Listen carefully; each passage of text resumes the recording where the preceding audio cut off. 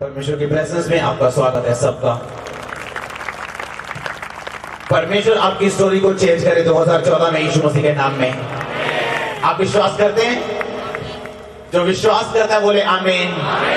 जिस तरह दाऊद की स्टोरी चेंज हुई, आपकी चेंज हो यीशु मसीह के नाम में। आमीन। एक बात को याद रखो, जब मैं इस मीटिंग में अभी आज आ रहा था, परमेश्वर ने मुझसे बात की और परमेश्वर ने कहा कि हर साल मैं तुझे दुगना करता आया हूं, तेरी कलीसिया में, तेरी आशीष में। इस साल मैं तुझे 3 गुना करूंगा। और मेरे पास 1 महीना परमेश्वर ने मुझे सिर्फ दिया है, 1 महीना, 1 मंथ परमेश्वर ने मुझे दिया है। आज से लेके पूरे 1 महीने के बाद आप इस कलीसिया में 3 गुना आशीष को महसूस करेंगे। और ये बात पूरी होगी यीशु मसीह के नाम में। आपकी स्टोरी चेंज है यीशु मसीह के नाम में। ये बात मैं दिल से जानता हूं। आमीन। अगर परमेश्वर हन्ना की स्टोरी को चेंज कर सकता है, वो आपकी स्टोरी को भी चेंज कर सकता है। अगर परमेश्वर दाऊद की स्टोरी को बदल सकता है, वो आपकी स्टोरी को भी बदल सकता है। चाहे आपको कोई ना जानता हो, जल्दी पूरी दुनिया आपको जान जाएगी यीशु मसीह के नाम में। नीति वचन 22 उसकी 4 आयत में लिखा हुआ है, नम्रता और यहोवा के भय मानने का फल धन, महिमा और जीवन होता है। अपने पड़ोसी को बोलो, नम्र बन और यहोवा का भय मान। क्योंकि नम्रता और यहोवा का भय मानने से 3 चीजें तेरी जिंदगी में आएंगी। धन, वो धन जो प्रभु की ओर से, महिमा, वो इज्जत, वो आदर जो परमेश्वर देता है। जब वो देते हैं कोई छीन नहीं सकता। आमीन। और जीवन, वो जीवन जो परमेश्वर की ओर से है, जिसमें दुख नहीं और निराशा नहीं, यीशु मसीह के नाम में। आमीन। परमेश्वर की तारीफ करो सब जन। परमेश्वर का वचन आपकी जिंदगी को बदलने की ताकत को रखता है। देखा, मनुष्य, उससे पहले मैं यही लाइन को बार बार दोहराऊंगा, यहोवा के भय मानने से, नम्रता रखने से, देखा, धन, महिमा और जीवन, ये तीनों चीजें तुम्हारी जिंदगी का हिस्सा होंगी।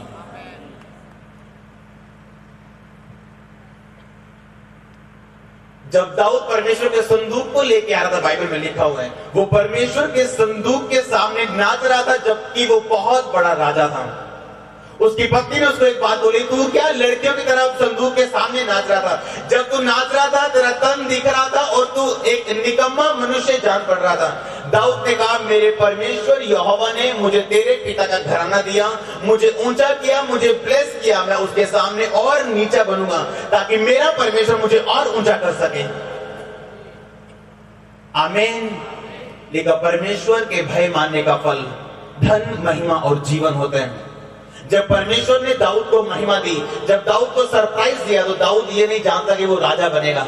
जब वो भेड़ों और बकरियों को चराता था, वो नहीं जानता कि एक दिन उसे आवाज आएगी, एक दिन एक संदेशा आएगा, एक दिन एक प्रॉफिट आएगा, सैमुअल, और उसे बताएगा कि तू आने वाले दिनों का राजा है। आपकी स्टोरी चेंज हो यीशु मसीह के नाम में। आपको परमेश्वर की बुलाहट आई यीशु मसीह के नाम में। जो परमेश्वर आपके साथ करे, आपको घमंड हो सदा के लिए यीशु मसीह के नाम में।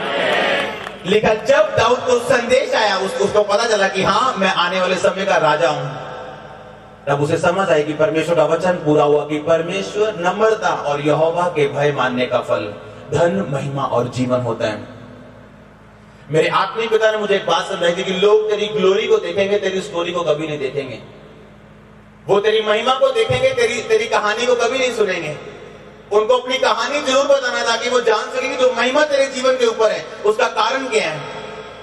जब मैं पहली बार परमेश्वर के दास से मिला था, मुझे आज भी याद है, मैं अपने लोगों को बताता हूँ, खास लोगों को, पहली बार जब मैं उनसे मिला था, मैं सीधा उनके पांव पे गिर के मैंने उनके चप्पल पे किस की थी। उनके चप्पल को मैंने चूमा, दोनों चप्पलों को, और पूरी दुनिया मुझे देख रही थी उस समय। और मैं ये बात जानता था कि नम्रता और यहोवा के भय मानने का फल धन, महिमा और जीवन होता है। आमीन। आपकी स्टोरी चेंज हो यीशु मसीह के नाम में। अगर आप समझ जाए कि परमेश्वर के वचन में लिखा क्या हुआ है, और अगर आप उसे अपनी जिंदगी का अटूट हिस्सा बनाए। लोग पढ़ते तो हैं लेकिन समझते नहीं। अगर समझ जाए तो उसे मानते नहीं, क्योंकि उनकी मैं, उनका घमंड उनके आगे रहता है हमेशा। लेकिन यहोवा के भय मानने का फल धन, महिमा और जीवन होता है। आज मेरे पास सब कुछ है क्योंकि मैंने परमेश्वर के सामने नम्रता रखी और उसके भय को अपनी जिंदगी में संवार के रखा। लोग हमारी ग्लोरी को देखते हैं, यानी महिमा को देखते हैं, हमारी स्टोरी को कभी नहीं। हमारी स्टोरी ये, जब हम झुकते हैं तब हम बढ़ते हैं। जब हम परमेश्वर के सामने अपने आप को दीन करते हैं तब परमेश्वर का आत्मा हमें बढ़ा। तो बाइबल में लिखा है, परमेश्वर के बलवंत हाथ के नीचे दीनता से रहे ताकि उचित समय पे वो तुझे बढ़ाए, और जब वो तुम्हें बढ़ाएगा कोई तुम्हें नीचा नहीं कर पाएगा। हालेलुया। एक टाइम था जब एस्तर को संदेश आया, एक टाइम था जब सुलेमान को संदेश आया, एक टाइम था जब दाऊद को संदेश आया, एक टाइम आपका भी आने वाला यीशु मसीह के सामर्थ्य नाम में। नम्रता और यहोवा के भय मानने का फल धन, महिमा और जीवन। जो इंसान ढूंढते हैं, बाइबल में लिखा, वो नम्रता और यहोवा के भय मानने से आपकी जिंदगी में आती है। आज जिसके इंसान पीछे हैं, धन के पीछे, महिमा के पीछे, नेम के पीछे, फेम के पीछे, लिखा वो यहोवा का भय मानने से और उसका डर रखने से आपकी जिंदगी में एंट्री करती है। जब परमेश्वर ऊंचा करे कोई आपको नीचा नहीं कर पाएगा। फिर अगर वो आदर परमेश्वर की ओर से है, आपको कोई भी नीचा नहीं कर पाएगा, बल्कि आपके अपने पाप आपको नीचा कर पाएंगे। आप खुद, आपका शरीर आपको नीचा कर पाएगा। कितनों को समझ आ रही मेरी बातें? आज का वचन आपकी जिंदगी को सदा के लिए बदल दे यीशु मसीह के नाम में। हालेलुया। एज़रा की पुस्तक को पढ़ते हैं हम। मैं जानता हूं आप बहुत कम पढ़ते हैं इसे। एज़रा की पुस्तक को निकालो, अपनी बाइबल को खोलो।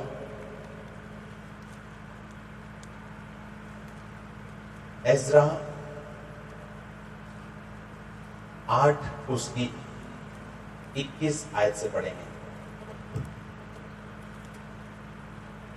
तब मैंने वहां अर्थात अहवा नदी के तट पर उपवास का प्रचार इस आशय से किया कि हम परमेश्वर के सामने दीन हों और उससे अपने और अपने बाल बच्चों और अपनी समस्त संपत्ति के लिए सरल यात्रा मांगे, क्योंकि मैं मार्ग के शत्रुओं से बचने के लिए सिपाहियों का दल और सवार राजा से मांगने से लजाता था, क्योंकि हम राजा से यह कह चुके थे, हमारा परमेश्वर अपने सब खोजियों पर भलाई के लिए कृपा दृष्टि करता है और जो उसे त्याग देते हैं उसका बल और कोप उनके विरुद्ध है। इसी विषय पर हमने उपवास करके अपने परमेश्वर से प्रार्थना की और उसने हमारी सुनी। तब मैंने मुख्य याजकों से 12 पुरुषों को और अर्थात शेरेब्या, हशब्या और इनके 10 भाइयों को अलग अलग करके, जो चांदी, सोना और पात्र राजा और उसके मंत्रियों, फिर से 22 आयत पढ़ो, 21 के बाद जो 22 आयत है फिर से पढ़ो। क्योंकि मैं मार्ग के शत्रुओं से बचने के लिए सिपाहियों का दल और सवार राजा से मांगने से लजाता था, क्योंकि हम राजा से यह कह चुके थे, हमारा मार्ग परमेश्वर अपने सब खोजियों पर भलाई के लिए कृपा दृष्टि रखता है और जो उसे त्याग देते हैं उसका बल और कोप उनके विरुद्ध है। बस बाइबल में लिखा है, एज़रा नाम का एक व्यक्ति था जो परमेश्वर के वचनों को अच्छी तरह से जानता था, और लिखा जब वो राजा के सामने गया तो उसने राजा से बोला कि हमें किसी भी सिक्योरिटी की जरूरत नहीं है जब हम जाएंगे। ध्यान से मेरी बात को सुनना। उसने कहा कि राजा हमें कोई भी सिक्योरिटी की जरूरत नहीं है। जब वो राजा के सामने गया उसने कहा, राजा हमें किसी भी सिक्योरिटी की जरूरत नहीं, क्योंकि हमारा परमेश्वर हमारे सब अपने सब खोजियों पर कृपा दृष्टि रखता है और जो परमेश्वर को त्याग देते हैं उनसे वो लड़ता है। कितनों को समझ आ रही है इतनी बात? मैं आगे समझाता हूं आपको। एज़रा नाम एक परमेश्वर के शास्त्री ने, यानी परमेश्वर के वचन को समझने वाले व्यक्ति ने राजा से कहा कि राजा, हम जहां जा रहे हैं हमें अपने जाने में हमें किसी भी तरह की सिक्योरिटी की जरूरत नहीं है, क्योंकि हमारा परमेश्वर हमें इतना ही बल और ताकत देता है कि परमेश्वर हमारी सुरक्षा करता है जो उसको खोजते हैं। लेकिन जो परमेश्वर को त्याग देते हैं उसका बल और उसका कोप उनके विरुद्ध में रहता है। कितनों को समझ आई मेरी बात? जब एज़रा बाइबल में लिखा राजा के सामने गया, उसने एक गवाही दी कि राजा मुझे किसी भी तरह की सिक्योरिटी की जरूरत नहीं है। अपने पड़ोसी से बोलो, बोलो परमेश्वर के लिए लड़ और जीत। फिर से वो अपने पड़ोसी को बोलो, परमेश्वर के लिए लड़ और जीत। आमीन। लिखा जब एजरा राजा के सामने गया, उसने गवाही दी, राजा मुझे किसी भी तरह की सिक्योरिटी की जरूरत नहीं, मेरा परमेश्वर जो उसको खोजते हैं उनकी सिक्योरिटी खुद रखता है, और जो उसे त्याग देते हैं उनके विरुद्ध में वो चलता है। अब एजरा ये बोल के आ तो गया था, लेकिन उसने किया क्या? लिखा 21 आयत में लिखा, उसने उपवास का प्रचार इस आशय से किया कि हम परमेश्वर के सामने से किया कि हम परमेश्वर के सामने दीन हो, और उसने और अपने बाल बच्चों और समस्त संपत्ति के लिए सरल यात्रा मांगे। ये बात बहुत गहरी, अगर आपको समझ में आएगी तो आप सफल हो आज। आमीन। जब एजरा जानता था कि राजा परमेश्वर को मानने वाला नहीं है, राजा एक विश्वासी इंसान नहीं है, अगर मैं सिक्योरिटी को मानता हूं तो राजा को मैं क्या गवाही दे पाऊंगा कि मेरा परमेश्वर और तेरा परमेश्वर, इनमें कितना अंतर है? कितनों को समझ आ रही मेरी बात? एजरा ने इसलिए सिक्योरिटी नहीं मांगी क्योंकि वो राजा को यह बात प्रूफ करना चाहता कि तेरा परमेश्वर और मेरे परमेश्वर में फर्क है। मेरा परमेश्वर जिंदा परमेश्वर और मेरा परमेश्वर सब कुछ करने की ताकत को रखता है। और इस जब गवाही को देके वापस आया, अब वो जानता था कि मैंने राजा के सामने चैलेंज तो कर दिया है, लेकिन अब मुझे उपवास की और प्रार्थना की जरूरत है कि मैं परमेश्वर से लड़ सकूं। कि परमेश्वर, मैंने लोगों को बोल दिया कि मैं राजा को बोल दिया कि मुझे सिक्योरिटी नहीं चाहिए, लेकिन अब तू मेरी रक्षा करना और तू मेरे साथ साथ चलना। जब आगे समुद्र हो, पीछे फिरौन की सेना हो, तो भाग हुए बिना समुद्र आपके सामने से वापस नहीं जाएगा। जब आगे समुद्र और पीछे मौत हो और आप परमेश्वर के लिए खड़े हो, तो आप कभी शर्मिंदा नहीं होंगे यीशु मसीह के नाम में। परमेश्वर ने एक बात मेरे को बोली, आपका डर कभी पूरा नहीं होगा, आपका डर कभी इस्टेब्लिश नहीं होगा, आपकी चिंता कभी इस्टेब्लिश नहीं होगी, आपकी चिंता कभी पूरी नहीं होगी यीशु मसीह के सामर्थी नाम में। अगर आप एजरा की तरह परमेश्वर के सामने खड़े हैं, अगर आप एजरा की तरह पर्सनल फाइट कर रहे हैं परमेश्वर के राज्य को बढ़ाने के लिए। एजरा मांग सकता था, हाँ मुझे सिक्योरिटी चाहिए। आज मसीही लोग और दूसरे लोगों में एक भी फर्क नहीं है, सिर्फ चर्च में फर्क है, बाहर कोई फर्क नहीं है। इसीलिए परमेश्वर का हाथ उनकी जिंदगी में कभी भी नजर नहीं आता। ऐसा जानता कि मेरी गवाही क्या है अगर मैं सिक्योरिटी ले लूंगा।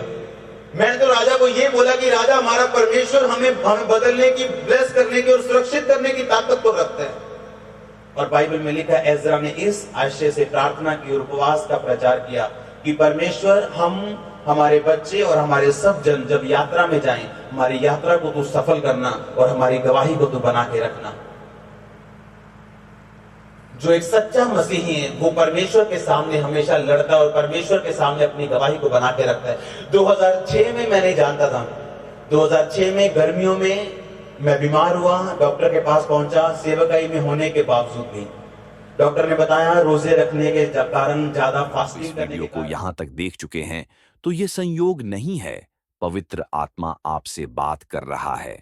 देखते रहिए क्योंकि यहाँ आपके लिए एक खास संदेश है।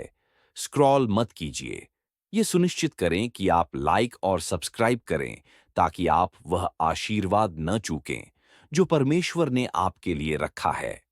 तेरे पेट में प्रॉब्लम है और तुझे 12 साल दवाई खानी पड़ेगी।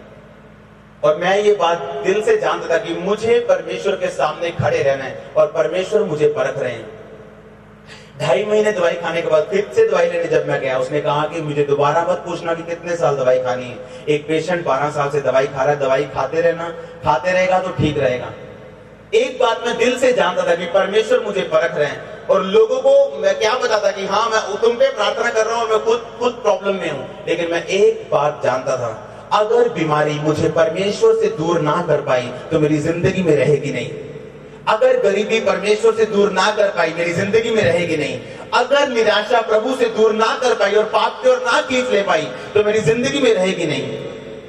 1 हफ्ते के अंदर मैं पूरी तरह से चंगा हो चुका था, 1 वीक के अंदर अंदर।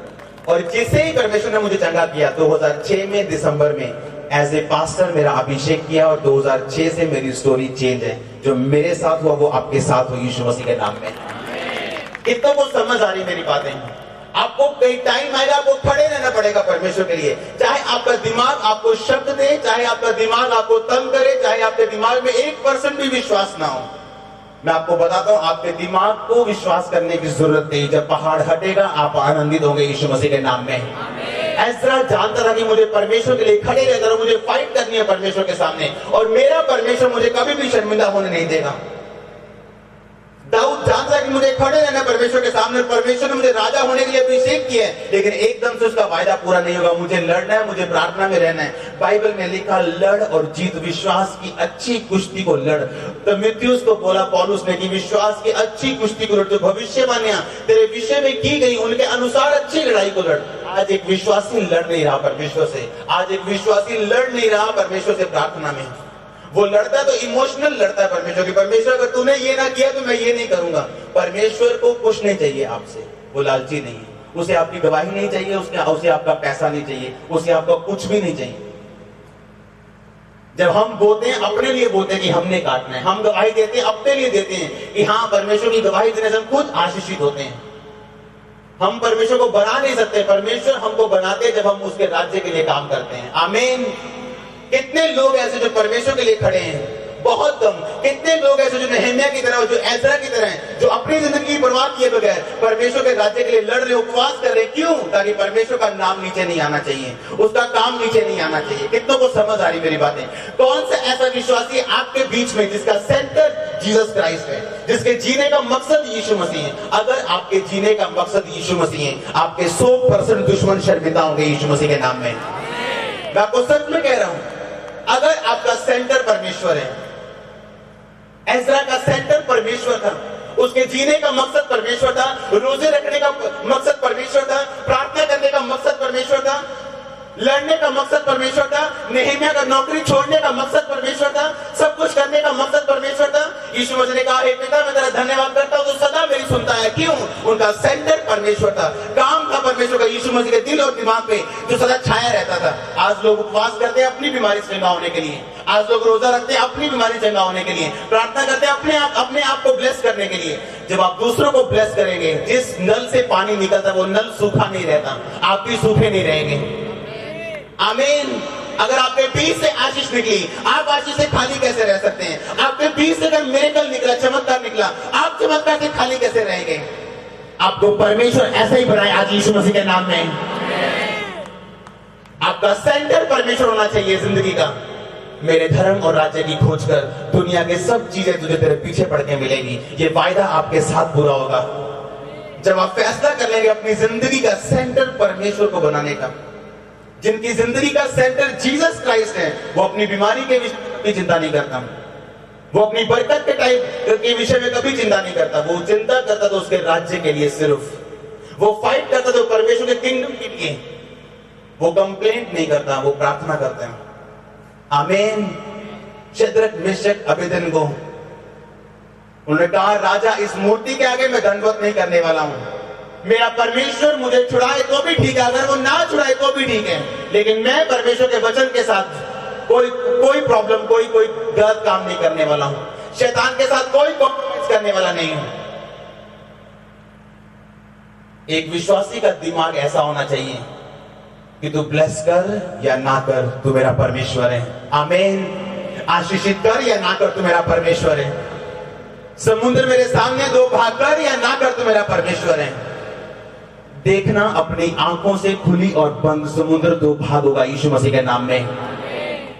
मैं आपको कह रहा हूं परमेश्वर आपको शर्मिंदा नहीं होने देंगे, वो आपको छोड़ेंगे नहीं, वो आपको त्यागेंगे नहीं। लेकिन परमेश्वर का वचन, उसका वायदा उन लोगों के साथ है जो उसके वचन को सीरियसली लेते हैं। ऑन टाइम परमेश्वर फिर आपको सीरियसली लेंगे, ना बिफोर ना आफ्टर, ना पहले ना बाद में। ऑन टाइम परमेश्वर आपकी हर जरूरत का इंतजाम करते जाएंगे। आपकी हर जरूरत को अपने स्वर्गीय भंडार से वो पूरा करेंगे।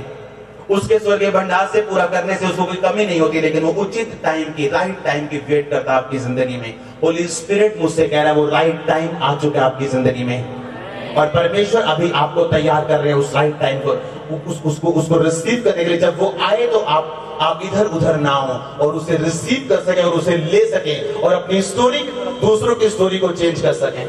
आमीन। एज़रा का सेंटर यहोवा परमेश्वर था। नेहमिया का सेंटर जीसस क्राइस्ट यहोवा परमेश्वर था।